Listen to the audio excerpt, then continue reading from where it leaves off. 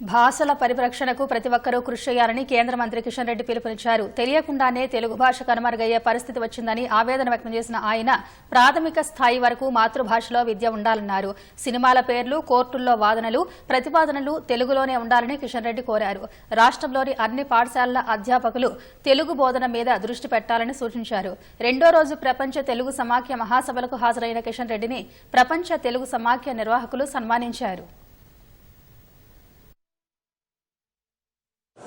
ఆ ప్రాంతీయ భాషలు రక్షించబడాలంటే ఖచ్చితంగా మరి ఈరోజు ప్రాథమిక స్థాయిలో తెలుగులోనే విద్యా బోధన ఉండాలనేటువంటి ఈరోజు కేంద్ర ప్రభుత్వము మన భాషలను రక్షించుకోవడం కోసం తీసుకొచ్చినటువంటి నూతన విద్యా విధానంలో ప్రధానమైనటువంటి అంశము అమ్మ భాషను, మాతృభాషను, స్థానిక భాషను పరిరక్షించాలనేటువంటి ఒక తపన మన ప్రధానమంత్రి నరేంద్ర మోడీ గారికి ఉంది కాబట్టి ఈరోజు తీసుకొచ్చాము. దీన్ని ఖచ్చితంగా రానున్న రోజుల్లో మీ అందరి యొక్క ఆశీస్సులతో, మీ అందరి సహకారంతో నూతన విద్యా విధానాన్ని దేశమంతా కూడా అన్ని రాష్ట్రాల్లో అమలు చేస్తాము. ప్రాంతీయ భాషలను పరిరక్షించేటువంటి ప్రయత్నం చేస్తాము. ఈరోజు న్యాయస్థానాలలో కూడా తెలుగు భాష వాడకం పట్ల మరి ప్రోత్సహించాలి.